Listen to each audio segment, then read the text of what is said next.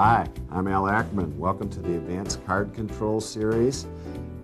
Today's session is going to be on card palming. We're going to discuss 5 types of palms in today's session. And these are probably, there's other types of palms, but these are probably the most popular types of palming. We're going to talk about the magician's palm, and we're going to give a variety of techniques and methods and philosophy on how to do these palms. Magician's palm, some of the books say hold the card between the little finger and the thumb, which is okay if that's the only palm you're going to use, or only style of palm you're going to use it for. I prefer to hold the palm between the base of the thumb and the forefinger, and that allows you to switch to different palm grips. So I consider that an improved or a better technique for palming the top card, but that's the magician's palm. The other palm we're going to talk about is the gambler's flat palm. Now this is normally done on the table. You're held in that position or flat. The hands move around the table. You never raise your hand because it'll get exposed, but when the hand is flat against the table, it's a very good and deceptive palm. The other palm we're going to talk about is the Tenkai palm. Now every one of these palms has advantages and disadvantages over the other one. Now the Tenkai palm is certainly a strange grip where you're holding the card between the thumb and the base of between these two fingers right here, and it is held parallel to the floor. But the advantage of the Tenkai palm, and this is probably one of the few palms that you can do this, is you can have open fingers. Now it does have about a 70-degree viewing rectangle, so you got to be careful when you're using the palm, but it's a wonderful palm in that it's very nonchalant. Your fingers are open. Another palm that's very, very popular is what they call a clip steel, which is very similar to a Tenkai palm. And the methodology here is the card is usually clipped between the ring and the middle finger, but you can also do it between the little finger and the ring finger. And it's just held there, and the thumb is held upward, so it's a very nonchalant position. Another palm that's also quite popular is what they call a gambler's cop. And the gambler's cop is when the card is literally held in this position right here, and you give this view, your hand drops down to the side, and the card becomes quite invisible. You've got to, once again, watch your angles. You have about 180-degree angle visibility on the gambler's cop. Now, a couple of bad techniques that people come across when they palm cards, and that is I've got the sticking out thumb disease, so you want to watch that. So what you want to do to prevent that from happening is to always hold on to something. Hold on to the deck, hold on to the card case, or if you've got a drink on the table. It's a very nonchalant pose, okay, if you have to hold out to constantly hold on to a drink. So that's a good ploy. Another thing when you palm cards, that's a mistake, and nobody fools anybody when they do this, is they dip down to the deck. I mean, that's not going to fool anybody if you do that. When you're palming cards, the most important thing is you keep a high arch. That arch can never drop one bit, and that's a very, very important process. Another part of palming philosophy that I feel that's very important, and there's two views on this, is some people like to hold out, and what I mean by holding out is you've got a card palm and you want it to just stay there. Well, this is a very unnatural position, or to me, this is a very unnatural position. And I've seen some magicians hold out for 3 or 4 minutes while the spectators shuffling the cards and they're talking. The other philosophy is to never hold out, and this is the philosophy I prefer. And when you see me do some effects on these tape series, you'll see this philosophy used all the time.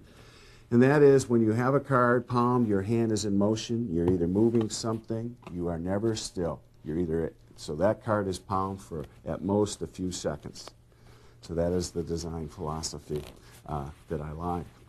Now, there's also another thing when you're palming cards. There are certain effects where palming is obvious. For example, when I was a boy back in the 60s, I did an effect called the bluff ace routine, and there's not one palm in this effect. But basically the idea is cards jump from one hand to the other. To the layman's mind, that is the obvious method. And there was many, many times I got the remark from a layman, boy, you palm the cards great. So when you're plotting your effects or planning your effects, it's very important that you use a palm not in an obvious method. If you're going to do cards to pocket, and we'll do some in this series, if you don't give them this pose somewhere in the routine before you reach in your pocket, you basically do not have an effect, because the audience, even if you didn't palm, is going to make that assumption. Well, just a minute ago I said I didn't particularly like to hold out, but there are certain effects where you have to, and this is the method I enjoy doing, and it's just you relax, hold your hands against the table edge while the spectator shuffles and cut the cards. I'm currently now in a magician's full palm, but this would work well in a gambler's flat palm. And then you just wait until they're ready to give you the deck back, and then you can do your various add-ons. Okay, there's many ways one can transfer from one palm position to the other. So if you're in a magician's palm and you want to transfer it to a gambler's palm, one just has to close in, and you're in a flat palm. So the action there is you just curl in and curl your fingers. Now, I would never do this move in the open like that. I would always kind of pick up a card case or pick up a glass to do the transfer, to get it in there. Now, one can go backwards. Let's say you're in a gambler's flat palm and you want to go to a magician's full palm. Basically, all I do is slide my hand on the table. Once again, I would cover that action with lifting something. As a matter of fact, in real life, I normally wouldn't do that on the table. I would do that on my leg with my hand out of view so you can relax. If you're in a flat palm position, it's an easy manner to go straight into a Tenkai palm. There's almost nothing to it. It's almost automatic. But then it looks, of course, perfect from the Tenkai angle. And also, if you're in a clip steel, it's a trivial matter to go straight into a Tenkai palm. We're going to demonstrate a technique that was created by the professor way back when, Di Vernon, and it is full magician's palm. I just executed the palm, and it's very easy to do.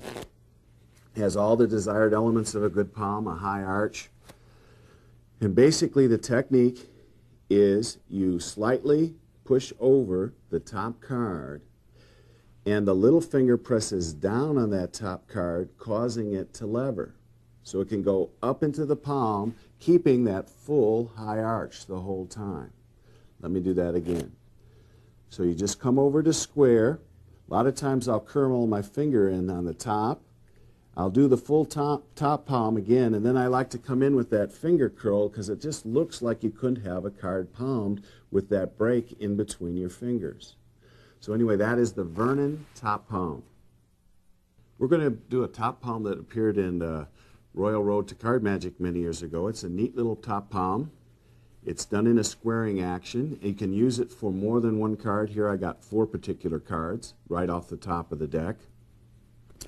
And basically it starts off with a break, some kind of break that you're holding in the rear.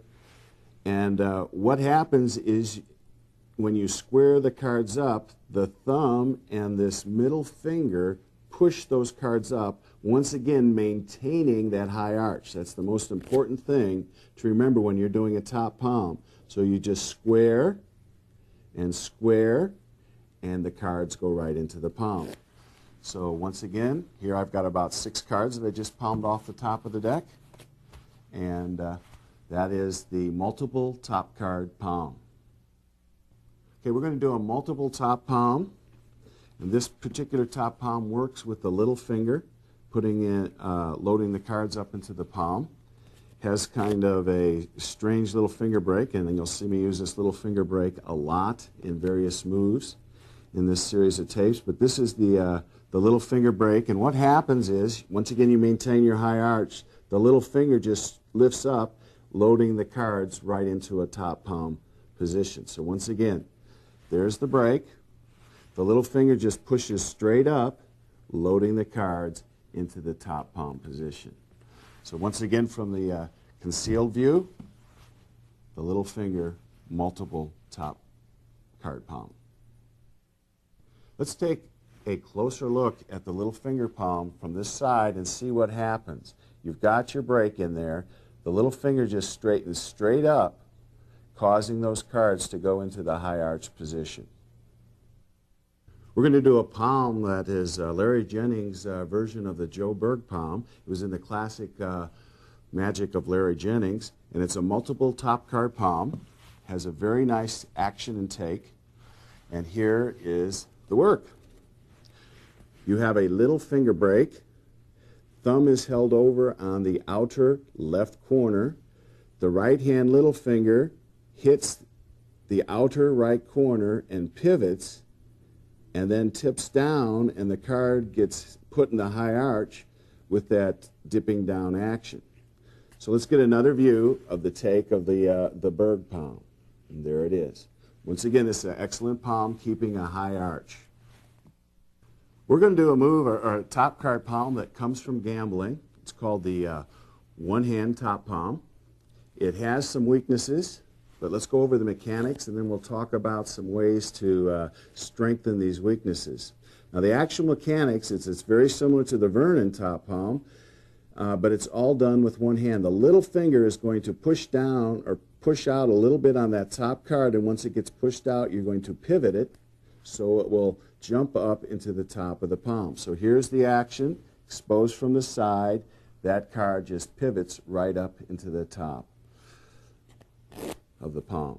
Let's try it again from this view. Just pivot that card, and it pops up.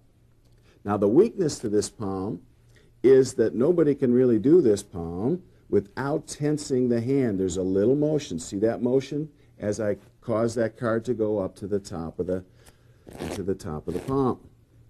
So what I do is you normally reach over, grab something, grab the card case, and you do the move. So it needs some kind of cover. Another way you can do it is you come over here and you shuffle the cards, and you do the top card palm under the shuffle. Now here's the action on that. Basically, you just come over and you start to pick up, you do your one-handed top palm, and you shuffle. But it gives you something to do. You give it some action, and you can execute a wonderful, wonderful palm during those actions. Now, this move first came from gambling, and it was done as the spectator was allowed to cut the cards. You cop the card, but it's very, very difficult. Let's try that again. Okay, the move, you came over, and you were allowed to cut the cards, and you cop the card. Now, this was to get you one card ahead. So if you were playing blackjack, you were playing 3 cards instead of 2, which gave you a tremendous advantage. Back in 1968, I saw Eddie Marlowe do that one-hand top palm with a shuffle. I thought that was a great idea. And I changed a little bit and came up with this shuffle palm. And it basically goes into a gambler's flat palm. And it uses the old Kelly bottom replacement technique.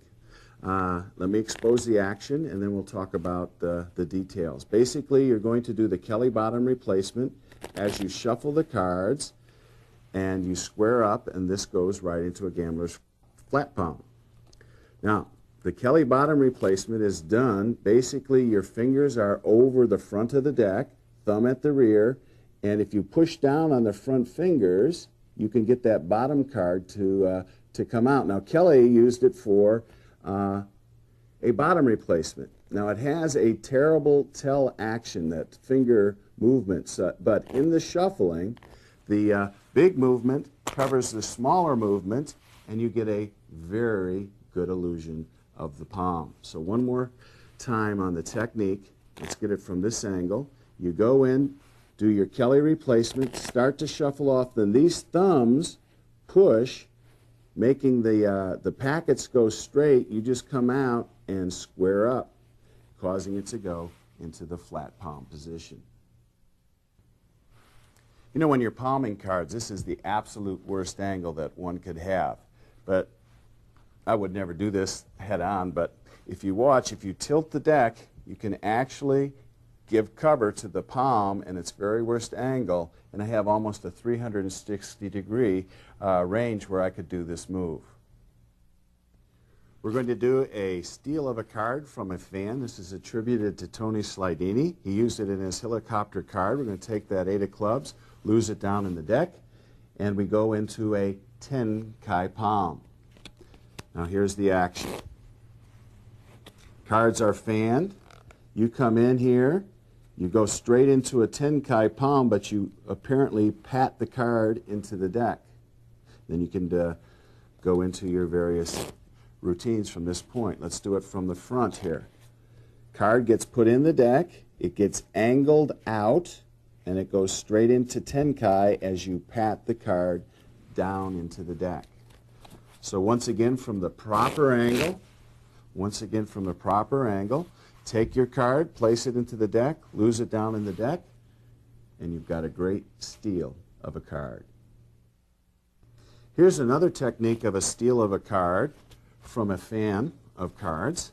That is John Cornelius's. Card is lost down into the center of the deck, and we square up the cards, hand it out to shuffle, and you've got the card once again in a 10 Kai palm position. Now here's the action. Let's do it from this side. Card is lost in the deck. Now what you do at this point is the card is pushed off to the side a little bit so your ring finger can press down on the card. Then as you square up the cards, that ring finger pushes the selected card out the back and you get it into a 10 Kai grip and steal the card out. Let's look at it from the face position. So the card is tapped down into the deck, so this time it really is tapped down into the deck. Cards are squared and that card goes straight out into the 10 Kai palm position. All right, one more time. From the audience view, we're going to lose that 2 of hearts down into the deck, and I want you to go ahead and give the cards a shuffle. Yeah, we're going to talk about a gambler's cop, and a gambler's cop is a wonderful move. Basically, there's the action.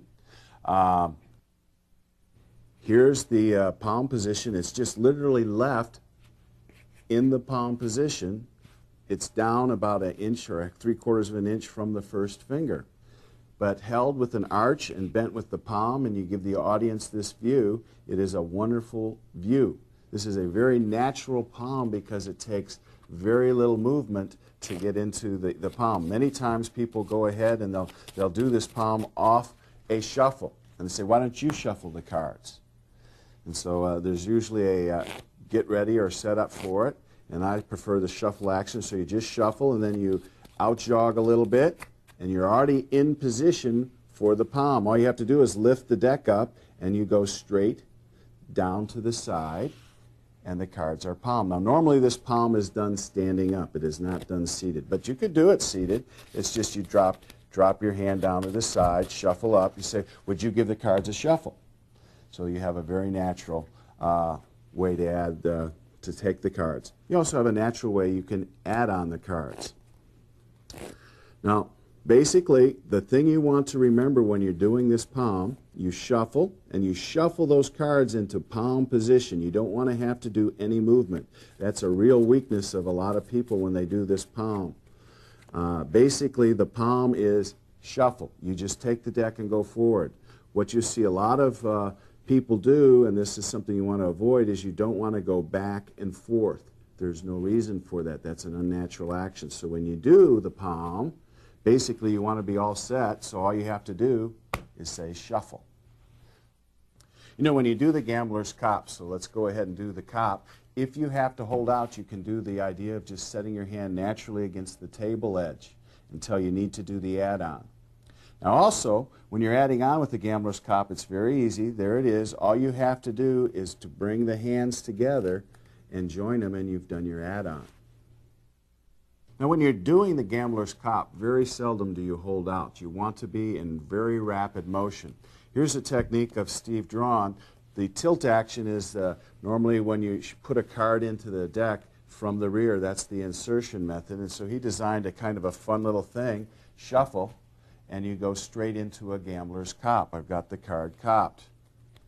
So the action is you just literally go in and you place it right into the cop position right away, and you hand the deck to the spectator and say shuffle.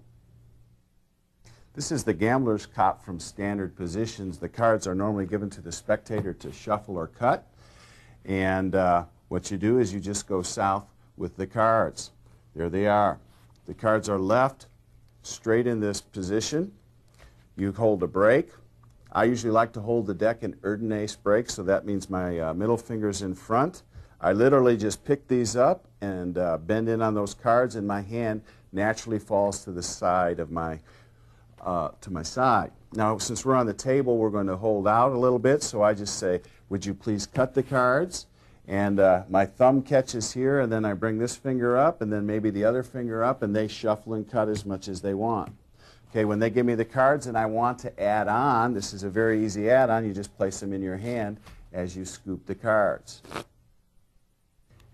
Here's a palm that I found in Gen magazine many, many years ago. It's done off a fan. The cards are fanned and shuffled, offered to the spectator to shuffle, and I've gone south with the top card in a gambler's cop position. Basically, the action is very, very simple. You do a pressure fan, you push in on that top card, you square up the cards, and you go straight into a gambler's cop.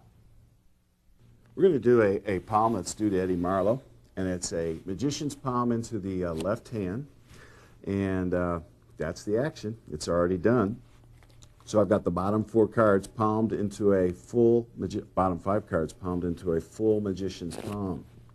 Now the left-handed bottom palm is a neat little palm. It has a lot of advantages over a lot of palms because you can be on any angle. Now here's the action on Eddie's bottom palm. What he did was he kicked out the bottom cards that he wanted to palm off, and he had a little delay where he brushed off the table or whatever, and he just set the deck down, and the cards get palmed. Now the beauty of this palm is you can be on every angle. You could be over here, it won't flash. You can be in the front, it won't flash. You can be over here to this side, it won't flash. Obviously, if anything's behind you, the move will not flash. It is basically a well-covered palm from any angle. Now here's the technique. So basically you have a break on the cards that you want to palm on the bottom of the deck. You kick these over a little bit, and they're held between the thumb here and the finger right here, and that's it. So now you move your hand, brush something away, pick something up or whatever, and then what you're going to do is set the deck into the hand like this, so the ring finger is holding on to that little part that you just got through angled. Now all you have to do at this point, and it's hard to do this one-handed, so I'm going to have to do it step by step, is you straighten out that deck, and as you straighten out the deck, your fingers close onto that block of cards, causing them to go to a full magician's palm in the left hand. Well, here's the technique for doing this, the left-hand bottom palm on a cutting action, a double cut action. It's due to Art Altman. And basically I just palmed off the 4 aces there, and here's the action. The cards are on top of the deck that you want to palm. It works well with 1 card. It works just as well with 6 cards. You have a little finger break with the cards you want to cut, and then you're going to go through the action of a double undercut, but you're not going to square up the cards. So what you're going to do is you're going to put that bottom cut on an angle there. So let me get my fingers out of the way, and you're of course going to be retaining your break right there. So you're going to keep that angle the whole time. All right, so there's my break. I cut the bottom and I leave it at an angle. I cut off the rest of the bottom, set that square with that, so that's the picture right at this point, and you just set it into the left hand as you square the cards. All right, so let's look at that position again from this angle here. We're here, so that's the picture. So all you have to do is literally just place that bottom palm into the left hand, have a wonderful bottom card. Bottom palm. Here's a technique that I worked out many years ago. Let's use the 8 of clubs. We're going to lose that down into the deck so you can see it there. And we're going to square up, and I've got the card in a full bottom palm. So this is a real nice technique, very elusive. And basically what you're going to do is you run in here, We're going to do a little version of convincing control. I take a double, or you can have a card selected. You can do any version of convincing control. We're going to discuss this move in great detail later on in the series. But basically, you steal the second card and you outjog this card. So to the audience, that's the card you just showed them. Then you start to feed this under the spread, and you just angle that card in a perpendicular position. You just literally set the whole mess into your palm and say, look, there's the card, it's lost, we're going to lose that down the deck, and you just square up and you're in a full bottom palm position. So once again, the action on the convincing control is you just say, I want you to remember a card, you pick up a double, show the audience the double, come over, and you pull back on this card as you outjog that card. As you start to feed in, you go into a perpendicular position. That's the picture that the audience sees. Set these into the left hand. Say what? Give them that sloppy view there, and just square up, and the card goes straight into a full bottom palm. Now, one of the things you can do on this, if you want to, is you set up for your control. Okay, you've done your moves. You're all in position. At this point, you can switch. You can go to either hand position for doing the move. So if you need a left hand bottom palm in the right hand, you can do it. We're going to do a bottom palm where they start off the top of the deck. We're going to shuffle them up a little bit so we have a mess. And I call this bottom palm the AB bottom palm. It's already done. So we're in a full bottom palm. Got those originally were the top 4 cards. And I call it the AB bottom palm, standing for Ackerman and Barnhart. Many years ago, Russell Barnhart had a second deal where it used this thumb action, where he caused to deal the second card. And he mentioned in his manuscript on the second deal that you could do a bottom deal. And accidentally, I tried to do it, and it went into a full palm position. So I worked out this technique, and I call it the AB bottom palm. It's got a real nice action to it. You shuffle off how many cards you want to bottom palm, and then you just angle slightly, making a big mess as you continue to overhand shuffle. Now here's the important part, is you come out at your fingertips. So you literally take the deck from in hand out to your fingertip positions, and it looks like a real mess. It looks very nonchalant.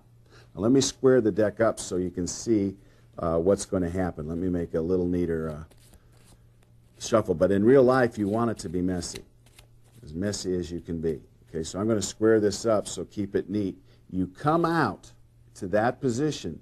All right, now normally there'll be a mess covering this, and that is angled, and this thumb action is going to kick that packet over, and it's going to go straight into a full bottom palm, the AB bottom palm. Let me show you another angle on the AB bottom palm. So you shuffle off the cards that you want to take, and then these cards are placed at an angle. And keep in mind, this is normally a real sloppy mess, so I'm making it neater than I normally do. So you've got the cards angled out there. Then you move them to your fingertips. Once again, this will be a big sloppy mess. And then this is the neat action, the pivot action. The thumb comes in, and those cards just pivot around into the correct position, so you can just set them in your hand to do a full bottom palm. We're going to do a bottom palm technique that is done on a swing cut. There's the action. I just palmed off the bottom 4 cards here in a full bottom palm.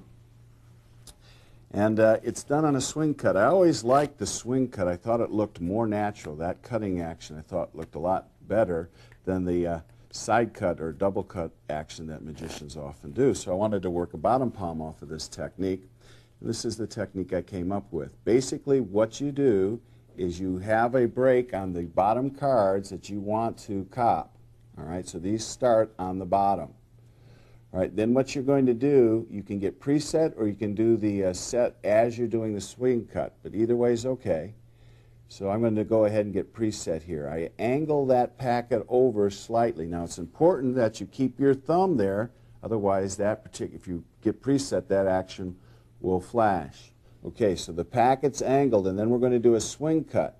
And at this point, Let me come off and get the hands out of the way. You're once again in that great grip where all you have to do is close and the cards are going to go into a perfect bottom palm.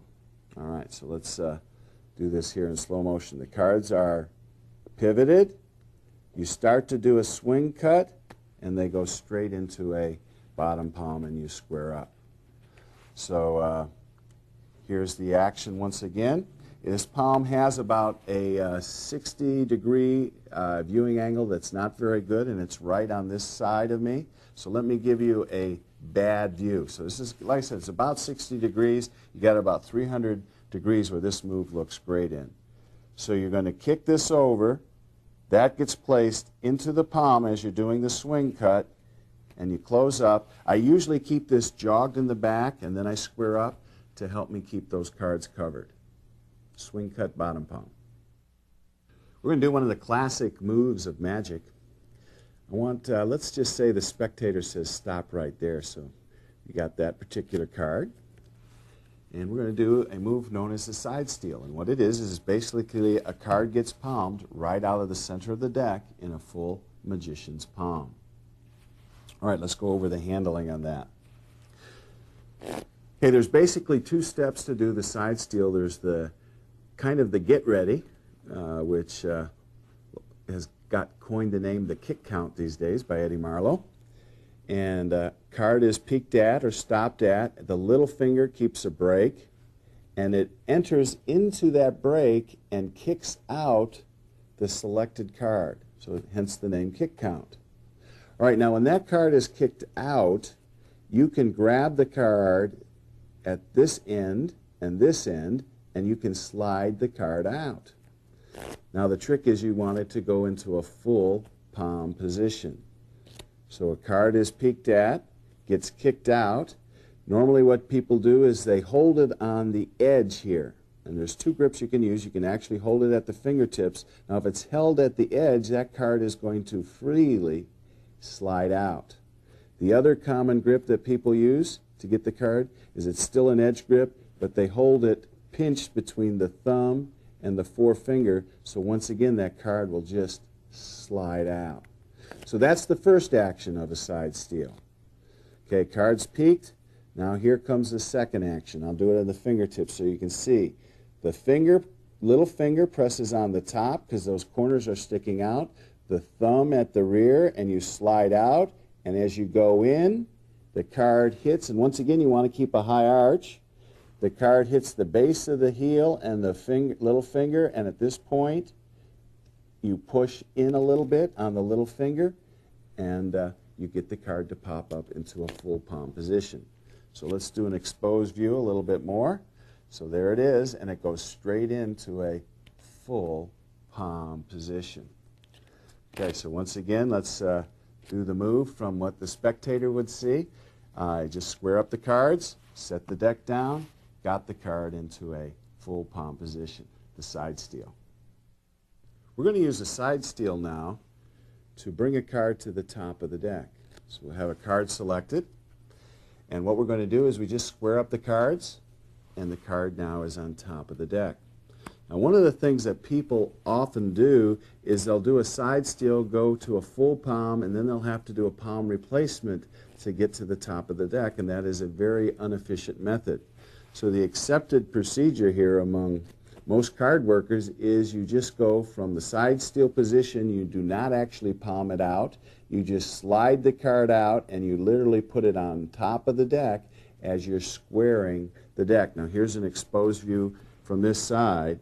You keep your your forefinger arched on top of the deck, and you just place that card right on top. But if you give the audience the view of the back of the hand, there's nothing to see. We just lose the card in the center of the deck, and of course you brought it to the top of the deck. Well, here's another way one can do the side steal. Card is peeked at, and it's totally bluff action. It's basically what I just did before, but deliberately exposed. You just say, oh, your card's not the top of the deck or not the bottom of the deck. I first saw Eddie Marlowe do that many, many years ago, and I've been doing it ever since. So it has a nice illusion. You might not think that it could look good, but you're at a speed, you say, oh, it's not on top, not on the bottom, It has a great flow. All you're doing is you're doing your side steal, and you literally just come out with it, and at this point you look at it, say it's not on top, but you don't let the audience see it. Just say, oh, it's not on top, and then you do the same action, but do let the audience see it. It's not on the bottom. And of course you've got your card placement to the top of the deck. Now instead of bringing the card to the top, one could use the side steal technique to easily bring it to the bottom. Let's have a card peeked at. Once again, you go through the squaring action, and you bring it down to the bottom of the deck. So we're going to do the exact same thing before, but instead of taking it up to the top, here's what we're going to do. We're going to square out, and this is the part that's important. You don't jam this underneath. Okay, what you're going to do is you're going to steal that card out, and then you're going to place the deck on top of the card, and that's important. You'll find that they'll go in together much easier that way. It's too easy if you try to jam it underneath, you get stuck on your fingers, where if you go the other direction, and you place the packet on top, you'll never jam up. Side steal to the bottom of the deck. Okay, it is quite easy to use the side steal technique to go to different palms. You don't have to go to the magician's palm every time. We just have a card selected, peeked at, and I went straight into a Tenkai palm. Action there is you do your get kick count, get the card to come out, and you pull it out, and then at this point you square up going forward, and that card goes instantly into a Tenkai palm, square, set the deck down, and you're all ready with your Tenkai palm steal. There have been many wonderful ways to get into the Tenkai palm. One of them was discovered by Benzeus, and it was in the dealing action. You could Tenkai palm a card, and this has got known as the Benzeus comp. Now let me do the action. Basically, you start to deal the cards down, and then we're going to Tenkai palm when we apparently leave a card behind there, and you can continue on with the deal. Now, when you're doing this move, you need to generate the sound of the card going down. Notice how every time I'm dealing a card, what I'm doing is I'm dragging the card off those fingers.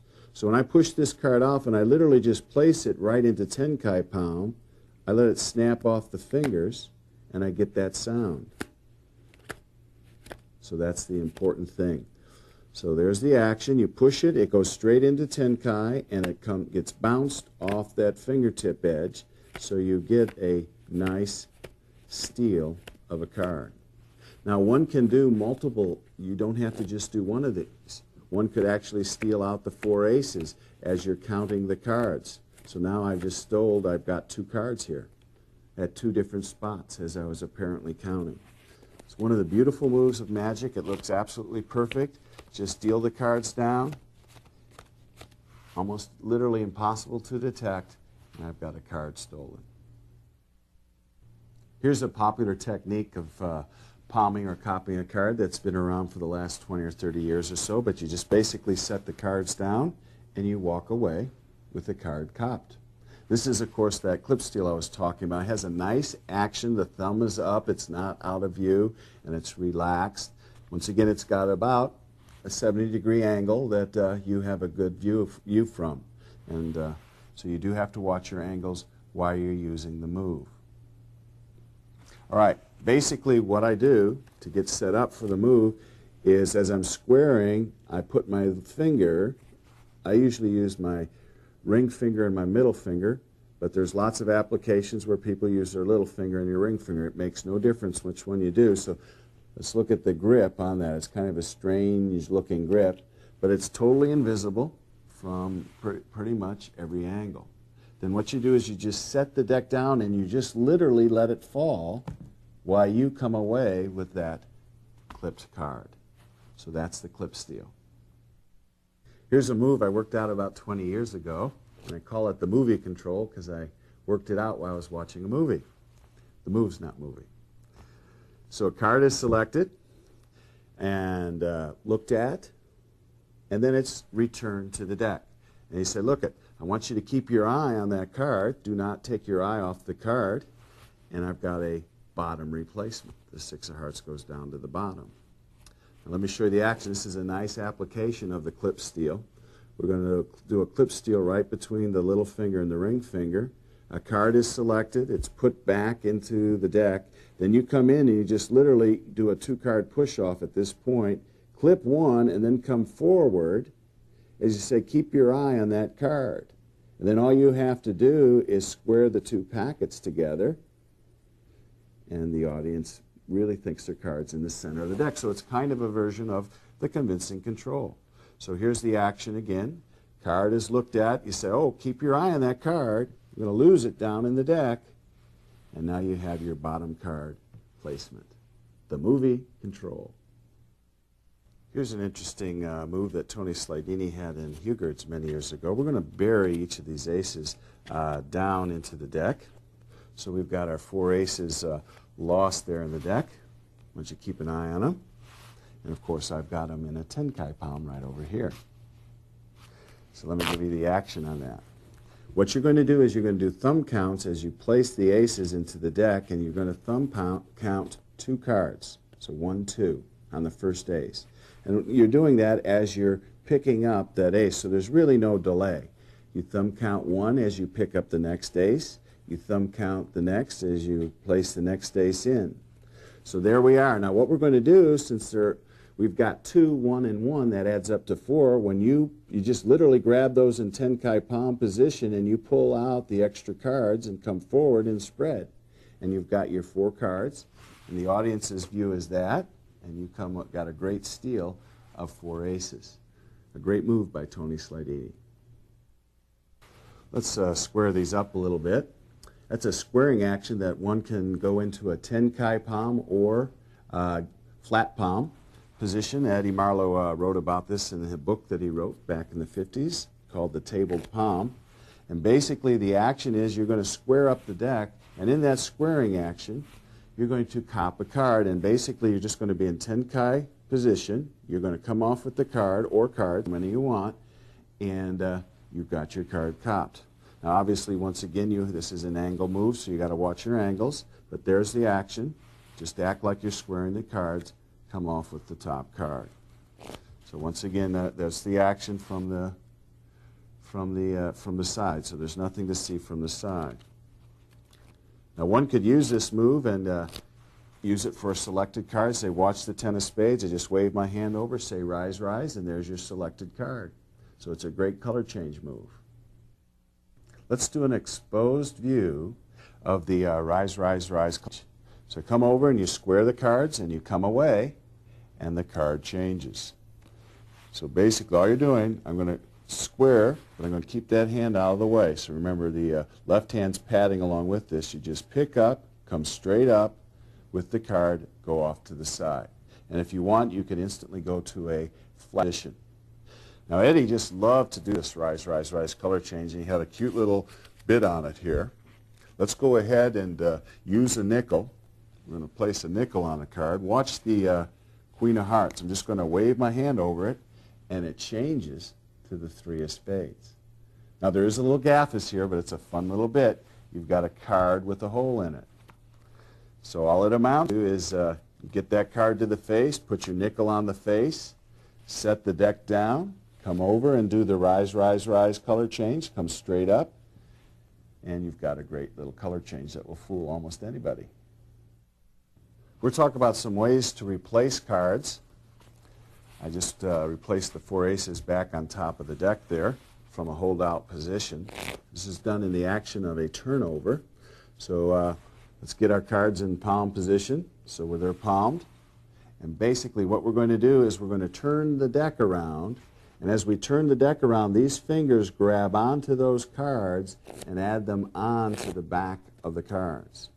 So here is the action under normal fire. So there's really nothing to see. So the turnover palm replacement exposed. Fingers hit here. Turn the deck around, making them go flush to the deck, adding them onto the back of the deck. Ed had a fun little card replacement with the tenkai steel, adding it to the top of the deck, which I just did there. And let me expose the action. So the card is side steeled, and you're going to go straight into a tenkai palm. And what you're going to do is your thumb's going to hit there, and then you're going to just pull forward and square, and the squaring action is going to line up with the top of the deck. So there's the action. Now, when you're doing this move, you're doing this coming up. So it has kind of a neat illusion. Let's get a card selected. All right. So you go in, do your side steal, go into a tenkai grip, and then just raise the hand up and do the add-on, and the card comes to the top of the deck. Here's a replacement that you could do with a tenkai palm. So you're in tenkai palm, and you're just going to square up the fan. There's the action. Of course, you're going to bring it to the top of the deck.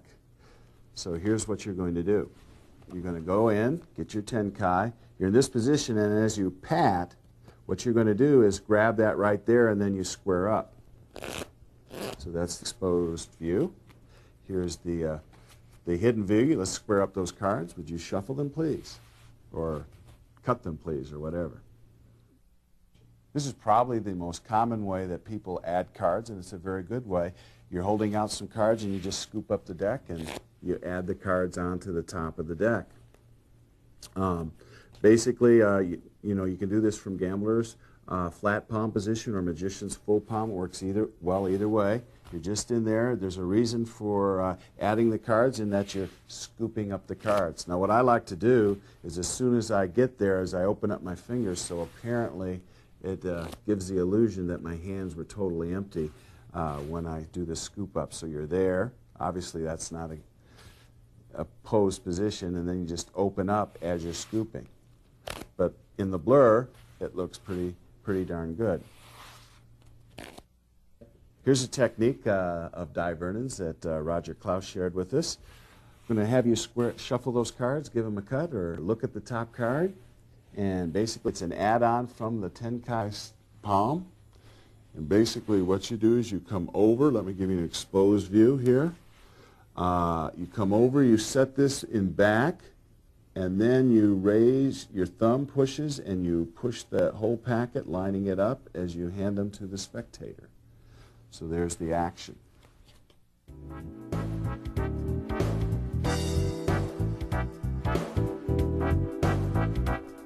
Well, thank you, Alex and Corinne, for helping us out today. I have a pen here in my pocket, Alex. And I'm going to have you, could you hold out your finger for a minute? Extend a finger. And what I want you to do is to touch the backs of any one of those 52 cards. Any one. This particular card right there, you take that pen, and what I want you to do is I want you to autograph that card on the face. Now, we've been doing card effects all day, so if there's some other signatures on there, that's okay. All right, I'll turn my head.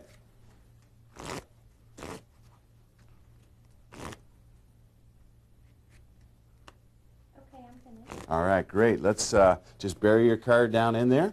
We're going to lose it down in the deck. Give the deck a couple of cuts. And believe it or not, your card has jumped to pocket. Says it's the Ace of Hearts. Is that right? Yes. Thought so because it has your signature on it. And we're going to take that Ace of Hearts, and once again, we're going to bury that down into the center of the deck. I'm just going to reach in my pocket, and what do I find? Nothing but your card again. One more time, we're going to bury that card down into the center of the deck. Just reach in my pocket one more time. And there is your card with your...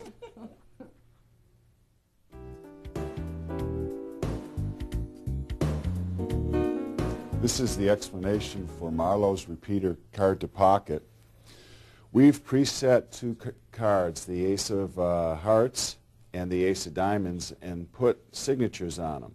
Now, this isn't necessary, but it's a nice little subtle touch that Mike Maxwell suggested, and you're welcome to do that.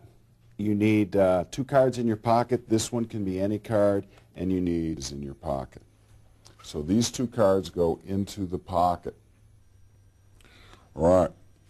You're going to have a card selected, but in this case, you're going to force the Ace of Hearts on the spectator.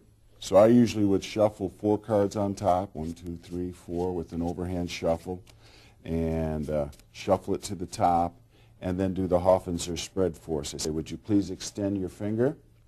And then I want you to touch the back of any card, They touch the back of any card, have them sign it. Okay, of course, they're going to get the ace of hearts. And now their signature then will obviously not be on the two ends. So they can put any signature they want on there. All right, and what you do is I just going to do a fan jog control, just lose that down in the deck, and give the cards a couple of cuts, and give them a shuffle, and believe it or not, now the card, your card, is now in my pocket. And what you do is you give them this picture, you just reach into your pocket, and as you're doing that, you're getting a break underneath the top card, you pull out the indifferent card, not the ace, the indifferent card, look at it and say, your card's the ace of hearts, right? Thought so, and do a double lift because it has your signature on it, and point out that their signature is on the top card. Do a double turn over, place the supposed ace in the middle and do Marlowe's misdirection palm. Set that down, reach in your pocket, grab out the other ace at this point and say the ace jumped back into the pocket. Place this in the deck, leave about a quarter of the inch of that card jogged out, turn it over, and they get to see that signature on there, so it looks like a real convincer, and also the red pip of the ace. Place that, push that into the deck, show a clean empty hand, reach in the pocket, display the signed card, and that's the explanation of Marlowe's repeater card to pocket. We're going to lose each one of these aces in a different spot in the deck. Separate them about 5 or 6 cards. All right, so they are in different spots, are they not, Corinne? Yes, they are. All right, Alex, my dad always told me I should cut the cards. Believe it or not, I now have some cards in my pocket. In this pocket, I have an ace. Over here in this pocket, I have an ace. Over here, no, over in this pocket, I have an ace. And the last ace, oh my gosh, what I'll do is I'll make the 48 disappear and let those jump to the pocket. Wow. This is the explanation of the traveler's routine. This plot is normally attributed to Di Vernon. In this particular handling, Rockenbaumer had in the card finesse, and then I switched it around a little bit and eliminated one of the palms. So basically you can have the aces signed, placed in various parts of the deck, and we're going to execute the D'Amico multiple shift here, but any multiple shift will work. These are found in the card control section of these tapes. So I just placed the 4 aces on top of the deck. So then execute Vernon's top palm. Say, oh, I have an ace in one of my pockets. Reach in, pull out an ace, and show that. Now we're going to do a card to pocket move that's very popular these days. I asked Roger Klaus whose it was, and he said it's in Tarbell somewhere, but I have never actually found the correct source. I couldn't find it in there. But what we're going to do is do a heel break on that top ace. You're going to put your thumb in your pocket, and you're going to reach in that heel break and pull straight up, giving the illusion that that card comes from the pocket. So once again, get the break, put your thumb in your pocket. Now this is this view, so your finger can just pull in that card and pull it straight up.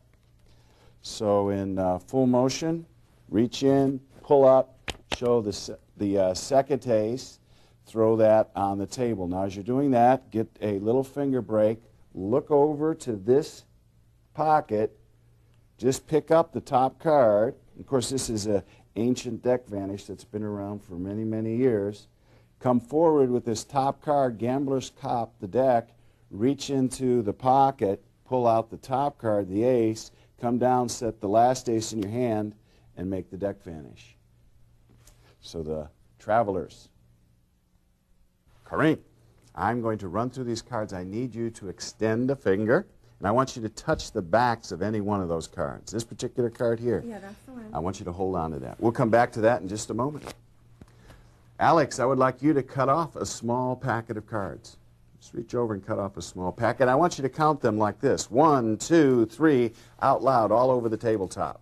1, 2, 3, 4, 5, 6, 7, 8, 9, 10, 11, 12, 13, 14, 15, 16, 17. 70 cards. I want you to take those cards. Go ahead, take them. And what I want you to do with those 17 cards is to put them in a place where I can't get them. Why don't you sit on them? Okay. All right, Corrine, you selected a card. Yes. Now, whatever the value of that card is, I'm going to cause that number of cards to disappear from the deck and join Alex over there. Okay, so if that's a 5, we'll cause 5 cards to disappear. A 10 will cause 10 cards to disappear. Let's see what it is. It's a 3. So we're going to take 1, 2, 3 cards, and we're going to cause 3 cards to disappear. Here we go. Take the first card, just give it a toss.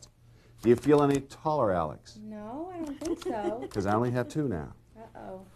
All right, watch the second card. Just going to reach over, give it a toss.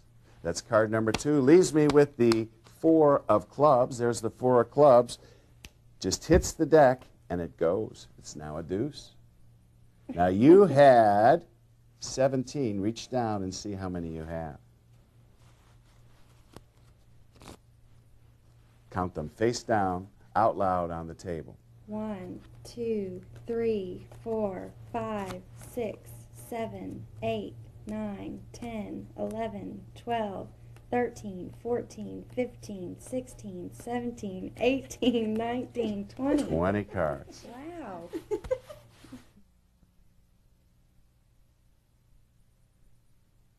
This is the explanation of cards across.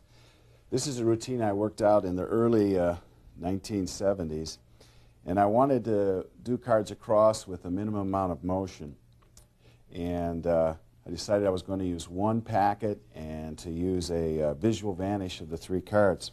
Showed this routine to Paul Harris, and then he turned it into his famous sleeper routine. But anyway, I still wind up doing this routine most of the time. I wanted a reason for everything, so I decided I was going to have a reason for 3 cards going across.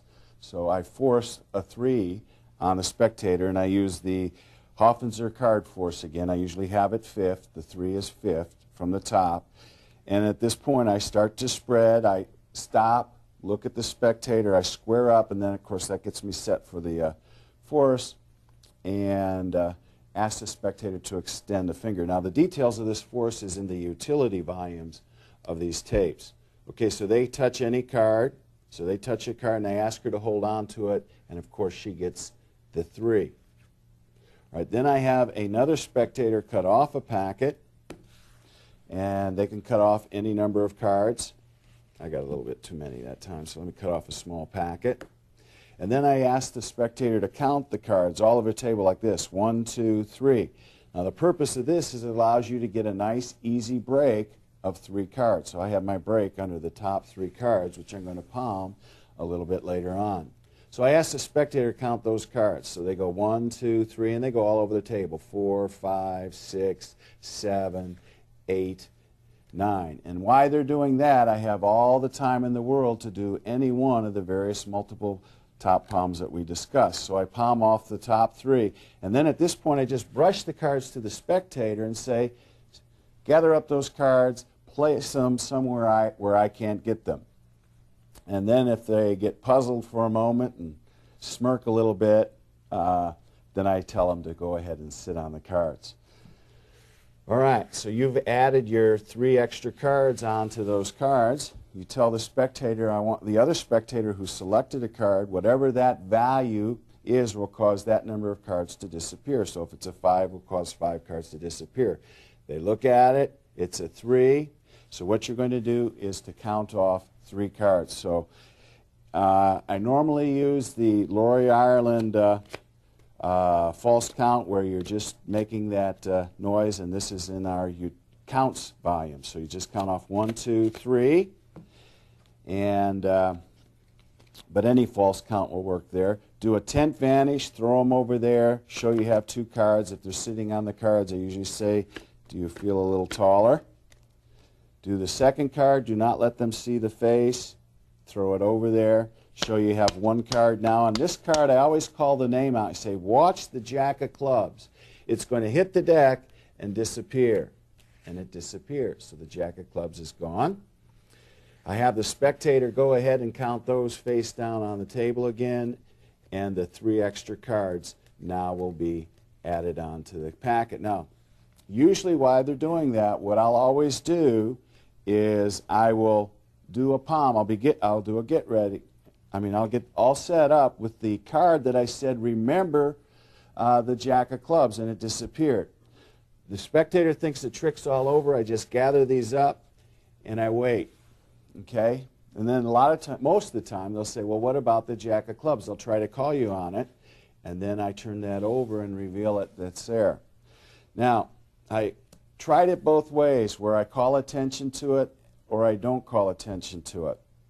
And if you wait for the spectator to say, hey, what about the Jack of clubs? And you say, oh, it's over there, you'll get gasp and literally screams. They just won't believe it. If you call attention to it, it's okay, but it never gets as strong as reaction. So I usually just wait. If they call me on it, I show it's there, and I get the great kicker in the end. If they don't call me on it, it's still a great trick, and I just let it go. That's the explanation of cards across.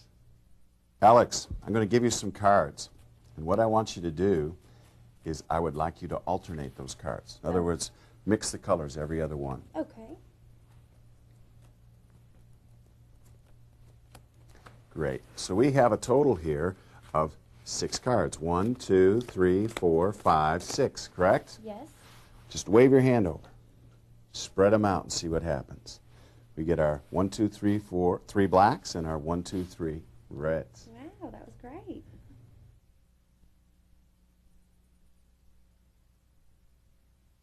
This is the explanation of the oil and water routine using the Benzeus cup. First person I saw do this was Eddie Marlowe back in the 60s. And if you didn't know, oil and water is a Eddie Marlowe creation. It's probably his most popular plot. But anyway, we're going to apply it to the Benzeus cup. We've got the cards alternated. We're going to deal 1. Then we're going to steal the red card with our noise. We're going to deal the next black card. As I deal the next red, I'm going to steal. Deal the next black, and as I take the last red, make my noise, I add all 3 onto the face, and then you come away and you spread the card showing your 3 red and your 3 black. So it's almost like a visual separation. Oil and water using the Benzeus cup. Alex, I want you to grab out a card, anyone, any card in the deck, any position. Okay. All right, take a peek at it. Show it to Corrine. Let's place it down in the deck. We're going to shuffle up the cards here, mix them up so you don't know where your card is, all right? Okay. Give the cards a few cuts. All right, we're going to test your psychic ability. I'm going to start dealing down these cards, and I want you to holler out the word stop as I'm dealing down these cards. Stop. Right there, I want you to take a peek at that top card. Did you get it? I got that card. All right.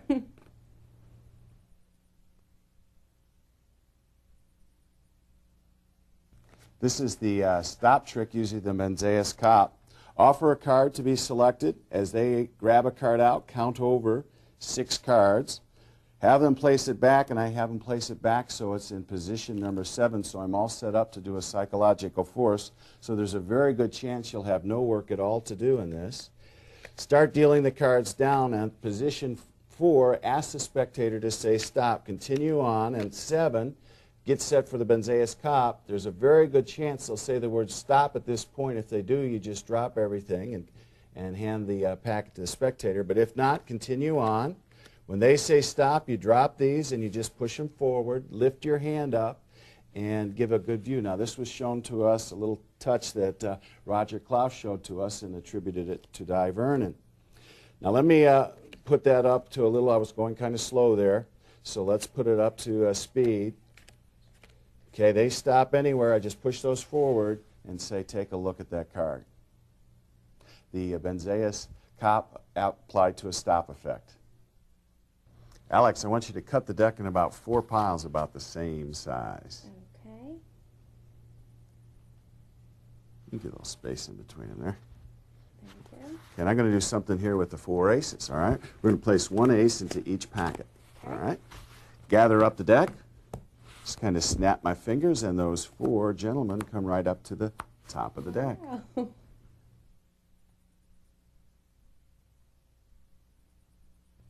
This is an obvious application of the Benzaeus cop.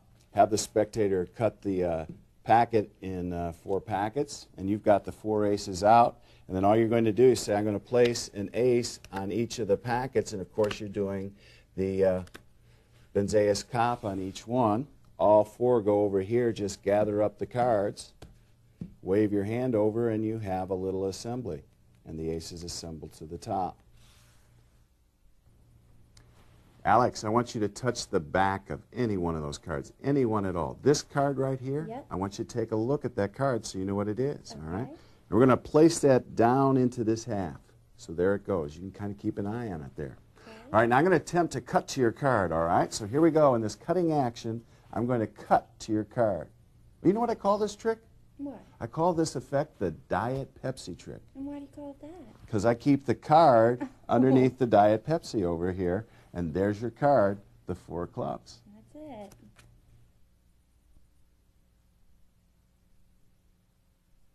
We're going to explain card under the drink. This was an effect that was made popular by Hiba Haba El back in the 60s and 70s. And what we're going to do is have a card selected, and basically you're just going to get it into any one of the palms. Normally, that we've talked about, you can use a side steal, you could use the Vernon top palm, you could do a one-handed top palm. Any one's going to work. So get the selection to the top of the deck. I think I used the Ultra Move a little while ago. But just get the card to the top of the deck, do any one of the palms. Now what we're going to do is use an idea for some strong misdirection from John Bannon, but we've got the ace in the palm. Basically there's not much to loading the card under the drink. You're just going to drop the card, get it in full palm, come over here, drop the card and move the drink over the card. Now your reason for doing that is moving your drink out of the way. But we're going to apply some strong misdirection to that and say, I'm going to try to cut to your card, and you raise your hand up and do what we call vertical misdirection. This was an idea of John Bannon's, where you do a Charlier cut and say, I'm going to try to locate your card, and you do the Charlier cut, raising your hand up, which causes the eyes to go up, and they miss the load of the card underneath the Pepsi can. That's the explanation of card under the drink. Alex, I want you to select a card, any one at all. Just grab out a card. Okay. And I have a pen here in my pocket. I want you to go ahead and autograph the face of the card. I won't look. Okay.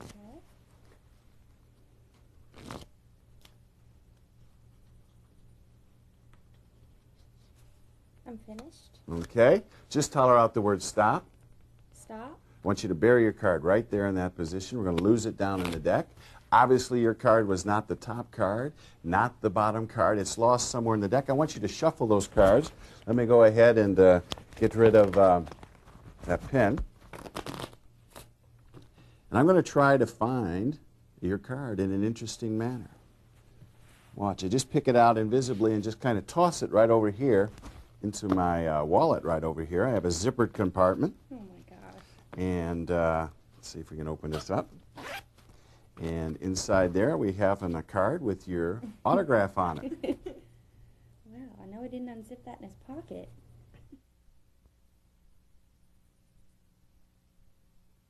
Possibly one of the greatest applications of card palming is card to wallet. Now we're going to have our pen out on the table, and it's very important that you have the card signed, or otherwise there is no effect.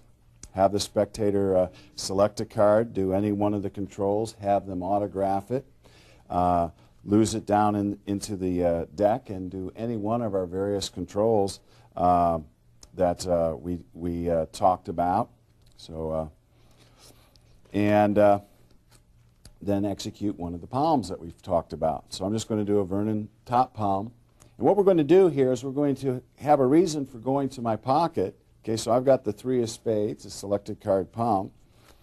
And your reason from going to the pocket is picking up the pin. But you also want the spectator occupied at this point. So I usually hand the deck to the spectator at this point and say, shuffle the cards. I pick up the pin, just drop that in this pocket, and then I go in and I load this wallet. Just put the card in the wallet. and I come out like this at this point. So they're shuffling the card, and then they don't think anything's happened yet. You had a reason for doing everything. Make the card disappear. Reach in, open your wallet. Say you've got a zipper department. And if you want to look in the LaPaul book, he's got a great little bit about having a sealed envelope in here and having the card in the envelope. This particular wallet is a beautiful eelskin wallet from Alan Akawa and is available from A1 Multimedia. It's one of the classics of magic. You know, I was up at Ely, Nevada a couple of weeks ago, and I was in this little bar. And I noticed there was a poker table towards the rear of the bar, and there was these 4 guys playing poker. And it was really kind of funny because I noticed 3 of these guys would cough in unison. All of a sudden they go, So I kind of went over. I want to see what was going on, and I was observing their play, and I realized that 3 of these guys were in cahoots, and they were hustling this 4th player. And they had one of these old goofy poker cheating tables where there was a lazy Susan underneath the table, and it rotated around so they could stick cards in this thing and pass them off to their buddies. And this was an old table, so it made some noise. So the guys, every time the cards would rotate under the table, they go, So anyway, just for fun that night, I went home and I thought I could see if I could solve this problem so they wouldn't have to use such a crazy device. So I'm going to do something here with 1, 2, 3, 4, 5, 6, 7, 8, 9, 10 cards. 10 cards. We're going to make 2 hands of poker. Anyway, I was so excited when I came up with this, I went back and found those old hustlers the next day. Said, I got a new move for you. You don't have to use that table anymore. I call this move the snatch move. Now, let me show you what I devised. So I have here 2 poker hands. The first hand consists of 1, 2, 3, a bunch of black cards, okay? So that'll be my partner's hand, all right? So we got some black cards. And my hand consists of all red cards. So I got a bunch of red cards here. Now I'm going to get every possible hand that there is in poker from these 5 cards. I mean, start from the beginning and go through the whole hierarchy of poker hands. So guy looked at me and said, that's impossible. I said, yeah, but I'm going to use my partner's hand to help me out. So I'm going to steal one of those black cards with this snatch move I invented. Now watch this move. It's kind of a funny looking thing. But I actually stole the black card out of there. So I now have 1 black card here, and I've got my first poker hand, a pair. That's the first pair, right? 1 pair. Okay, now the next hand in the hierarchy would be 2 pair. Because I don't care about the hand. I want to see that move again. So watch the snatch move one more time. Just a little pick like that. I stole one of those black cards out. So I've got 1. Now we've got 2 black cards. There's 2 black cards. And I also now have 2 pair. I've got a pair of 8s, right? There's the pair of 8s. There's the pair of 7. That's 2 pair. Now the next hand in the hierarchy would be 3 of a kind, right? Yep. So watch the snatch. That fast. Wow. See, and I've got my 1, 2, 3, 4, 5 cards, and I have 3 of a kind now. I've got 3 8s, right? There's 3 8s there, right, Corrine? Okay, now the next hand, let's see, what's that in the hierarchy? It's 4 of a kind. Watch, there's the snatch move, and I now happen to have 4 of a kind. Look at, we've got 1 8, there's 2 8s, there's 3 8s, there's 4 8s. 4 of a kind. Now watch that snatch move. One more time there. Now we got a full house to go, right? See, now I have 1, there's 2, there's 3, there's 8s and 2 7s. See, that's a full house. 3 of a kind and a pair is a full house. So I got a full house. Now we're going to go for a flush, and then we got a straight. I won't even need my partner's hand for these. And the guy looked at me and said, no, no, no. I want to see them both at the same time. And that would be a straight flush. I said, well, for that I'd have to use my partner's hand. So here we go, a straight flush, a royal flush in poker. That's great.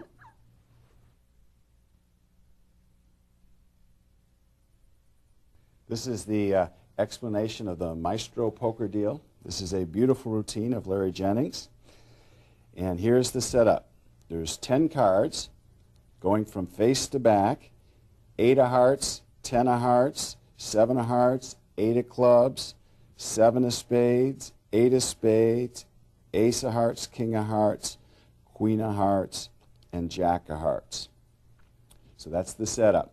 8, 10, 7, black 8, black 7, black 8, and then you've got your heart run. All right. Turn the cards over. Tell the spectator you have 2 hands of poker here and count off 10 cards. 1, 2, 3, 4, 5, 6, 7, 8, 9, 10. And at that point, it is an easy matter to get a break on the bottom 3. So this is 7 cards. That's 3 cards.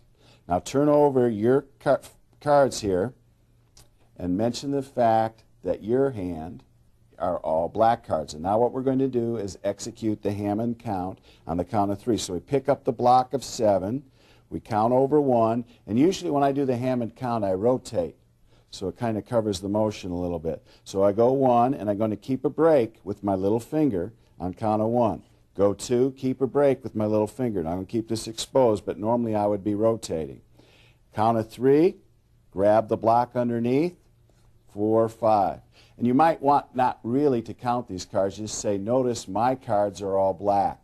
All right, don't even call attention because you're going to count them again right here, 1, 2, 3, 4, 5. And then as you place these down on the table, just add 1 back onto the top of this packet.